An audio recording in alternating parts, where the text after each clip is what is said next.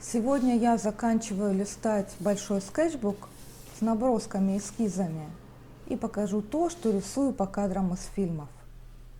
Привет, я Юля Сайфан, художница. К просмотру. Это был первый лист из всех набросков детей и зверей, и я почувствовала, что надо вернуться к рисованию рук.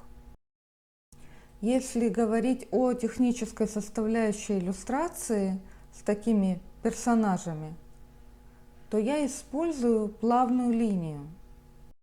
Она дополняет идею нежности к малышам и пропорции, конечно. Голова большая, в пропорциях лица большой лоб. У меня здесь тоже верхняя девочка со своей собакой. Понравилось, как кот сидит на девушке, повис на ней. Здесь у меня тоже дети, руки и звери. Обнимашки с котиком. Такое удовольствие брать из фотореференса главное, остальное наметила просто линией. Вошла с этим рисованием рук в ритм, когда делаешь и не думаешь, поэтому не выбирала фотографии для референса, брала все подряд. Прошло то время, когда я могла рисовать, не отрываясь, целенаправленно повторять одни и те же упражнения, чтобы добиться результата. Была счастлива, наполнена в процессе этой погони. Я не об этих листах с руками, а о моем прежнем отношении к процессу рисования. Раньше я бы сделала десятки таких рук без контекста с детьми и зверями, потому что главное здесь технический навык, а не остальная мишура. А теперь надо себя заманивать сладеньким для таких упражнений, в которых требуется усилие. Сладенькое здесь дети и звери. Это как раз то, что часто не дает мне сдуться.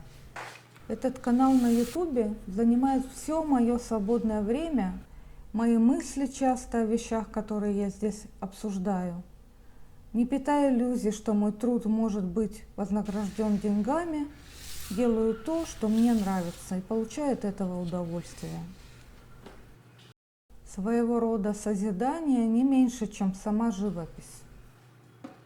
Этот холодный красный, на самом деле это оттенок фиолетового, по которому я писала чистый пигмент PV19 с гуашевым связующим шминки. Купила его несколько лет назад в ковид. Тогда испугалась, что у меня закончится гуашь, приобрела в запас пигменты и связующие. Теперь пользуюсь. А работа у меня называется «Ева крадет персик». Вы знаете, что в библейском сюжете не указан фрукт, которым змей искусил Еву. Это может быть что угодно, хоть апельсин, хоть персик. Люблю садовые сюжеты с тонкими стульями. В контраст к пышным растениям это всегда линия хорошо работает. Пожалуйста, поддержите мой канал комментарием. Спасибо. Краски, которые не идут в работу, они идут у меня часто вниз. И затем, выбирая сюжет, я строю что-то по цвету, подходящее этому низу. Или наоборот в контраст, как в работе справа.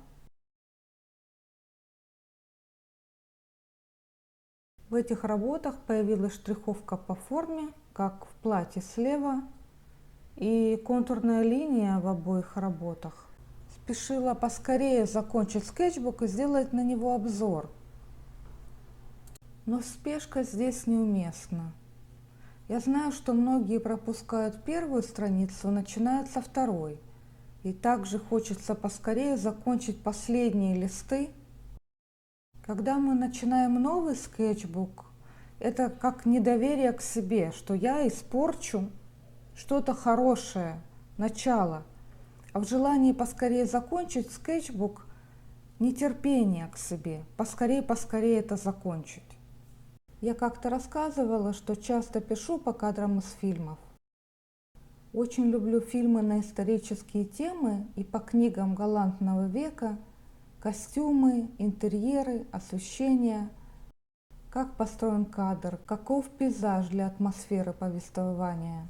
Конечно, сюжет тоже важен, но часто я смотрю пристально на работу художников, понимая, как много знаний и труда вложено.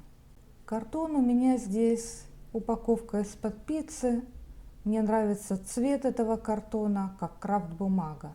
Он тянет, в отличие от художественной специальной бумаги, тянет это термин из масляной живописи, так обычно говорят о холсте, и это значит, что впитывает краску больше, чем надо.